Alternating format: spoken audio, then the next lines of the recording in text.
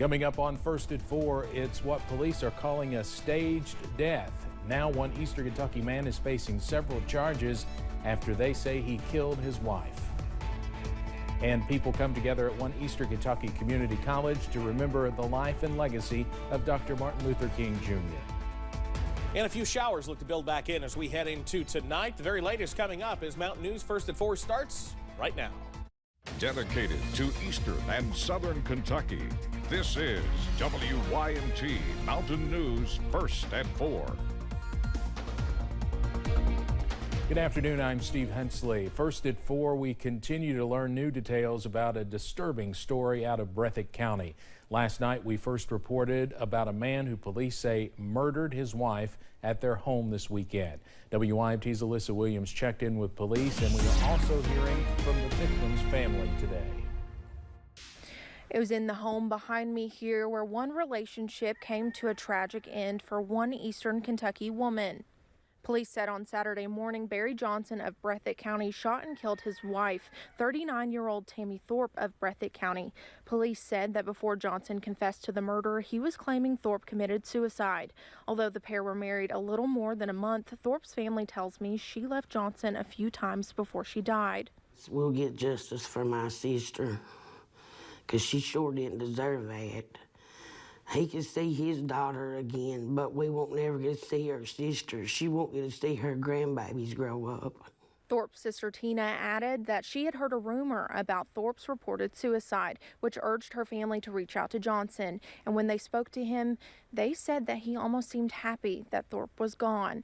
In Breathitt County, Alyssa Williams, WYMT Mountain News.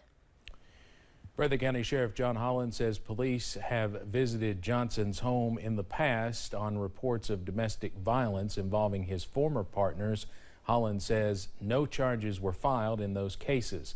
Johnson is being held at the Kentucky River Regional Jail on a $1 million bond. Well, we've seen clouds increase as we've gone through the day today. That's ahead of shower potential as we head a little bit later on into tonight. Here's a look right now from UVA Wise. 43 the current reading. Yes, it's looking a little showery there now, but all dry at the moment. Pikeville Medical Center camera is all quiet as well. Mid-40s out there at the moment, and it's where many of us are. Middle 40s to upper 40s and low 50s. We'll continue to see that through the evening. All dry right now, but a few clouds starting to scoot on into the region, and a few showers as well moving in from central Kentucky. We'll continue to see that trend through tonight. That's why you should keep that First Alert weather app handy as we head through tonight. We'll fall through the 40s and we'll eventually see an increase in those showers as we head toward tomorrow morning. Details on that coming up in a few minutes. Steve? All right, Evan, thank you. The Cowan Community Center in Letcher County held a celebration for a civil rights leader. WYMT's Chandler Wilcox tells us what Letcher Countyans are doing to honor Dr. Martin Luther King Jr. Locals gathered today celebrating the life and legacy of a civil rights activist. It started with a walk through downtown Whitesburg all the way up to King Kitchen, where they gathered telling stories and honoring the life of Dr. King. Cowan Community Center Director Valerie Horn says it is imperative that they continue to take action. We believe that it's a good visual. It is good for people to see, to step out in front. Perhaps it makes it easier for someone else to take a step that they need to take. They also held a Zoom with friends across the country discussing what makes today so important and why they should never forget. In Whitesburg, Chandler Wilcox, WYMT Mountain News. This is the 21st gathering for the Cowan Community Center celebrating the holiday. The life of Dr. Martin Luther King Jr. is being honored across the country, region, and right here in Hazard.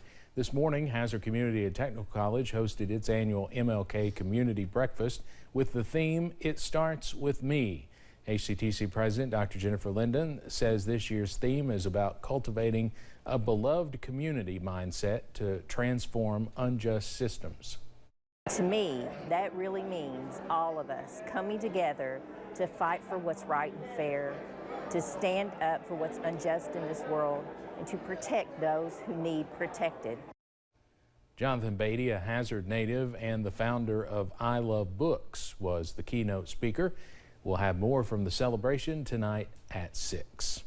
Visitors took pictures and spent time at the Martin Luther King Jr. Memorial in Washington, D.C. this morning. Today marks the observance of Martin Luther King Jr.'s birthday, a holiday, and official day of service. The approval to establish a memorial to Martin Luther King Jr. in Washington, D.C. was given back in 1966, but the memorial did not officially open until 2011. Along with the statue of King, which is the centerpiece, the memorial includes quotes from some of his most famous speeches and remarks. The memorial is located along the tidal basin of Washington, D.C., across from the Thomas Jefferson Memorial near the National Mall.